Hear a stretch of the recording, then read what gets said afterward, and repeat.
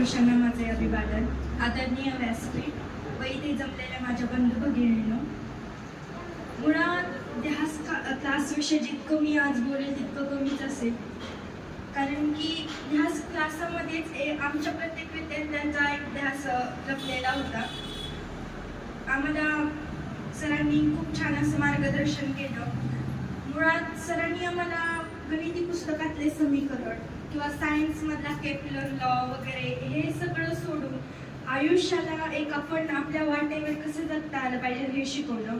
Sir आम्हाला धडे वगैरे शिकत असताना खूप छान पद्धतीने मार्गदर्शन करत होते. सरांना फक्त आम्हाला त्यांनी पुस्तकी ज्ञान नाहीच दिलं, त्याचबरोबर जगात काय घडामोडी चालल्यात किंवा स्टॉक मार्केटमध्ये वगैरे काय चालू आहे. खरं तर मला आवड सरांमुळेच स्टॉक मार्केटची आवड पण लाभली.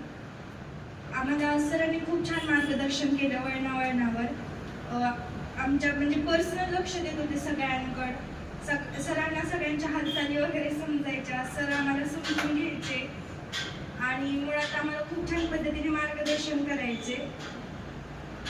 आणि मुळात सांगायचं म्हणजे सरांनी एक वाक्य सांगितलं की तुम्ही आता 90% मिळवसाल किंवा 95% मिळवसाल, पण तुम्ही 11वी 12वीला खाली येऊ नका. कारण तुम्ही जर आता 80पेक्षा पुढे घेऊन मार्क्स म्हणजे पास होत असाल तर तुमचा आलेख असाच चढता ठेवा, कधीच खाली पडू नका आणि सतत तुम्ही म्हणजे तुमची प्रोग्रेस चालू राहू द्या. असंच नाही की एकदाच यश मिळवलं आणि तुम्ही आता सॅटिस्फाय राहा त्या गोष्टीसोबत. तुम्ही म्हणजे पुढं चालत राहावा, प्रोग्रेस करत राहावा, ही सरांची तळमळ होती. आणि सरांनी आम्हाला खूप छान पद्धतीने मार्गदर्शन केलं. त्यांच्यामुळेच आम्ही इथपर्यंत पोहोचलो. आम्हाला वळणावर आत्मविश्वास दिला सरांनी, काय केलं पाहिजे काही नाही केलं पाहिजे.